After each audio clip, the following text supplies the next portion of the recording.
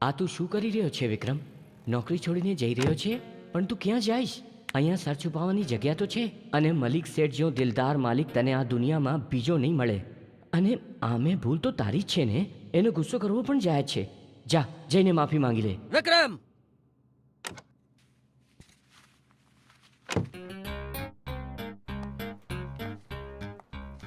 Uniform કેમ પહેરી છે? અત્યારે ને અત્યારે ઉતાર ને બહાર નીકળ. અરે સર, હું ક્યાં જઈશ? ગમે ત્યાં જા, પણ મારી નજર દૂર ચાલ્યો જા. અરે સર, મને માફ કર દો ને સર, પ્લીઝ.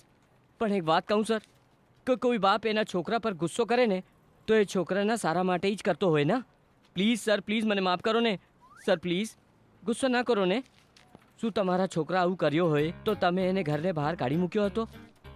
અને સર, આ હોટલ તો મારી છે ને? ના, અરે નહીં નહીં નહીં, મારી માં જેવી છે ને. અને કયો છોકરો એને માને છોડીને જાય છે? હવે તો આપણો નાટક બંધ કર. ચાલ ચાલ જા, અને પછી આવી ભૂલ ના કરજે. જા જા, કામ કર.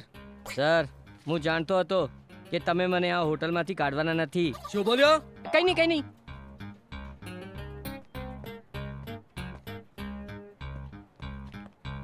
અરે વિક્રમ, તને શેઠે નોકરી માટે પાછો રાખી લીધો? એ ભાઈ, આ એ 2 નંબરમાં લઈને જા.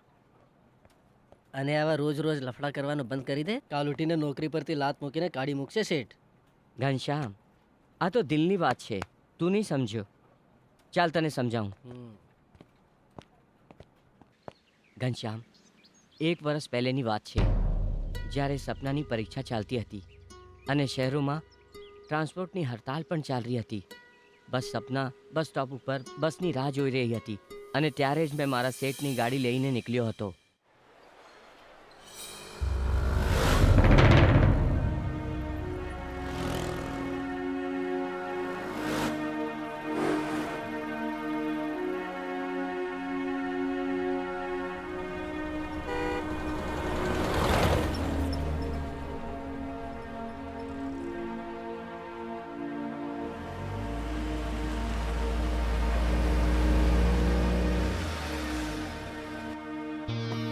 આજે ટ્રાન્સપોર્ટની હડતાળ છે અને મારી એક્ઝામ પણ છે. તમે મને કોલેજ સુધી મૂકી દો, મને લેટ થાય છે પ્લીઝ.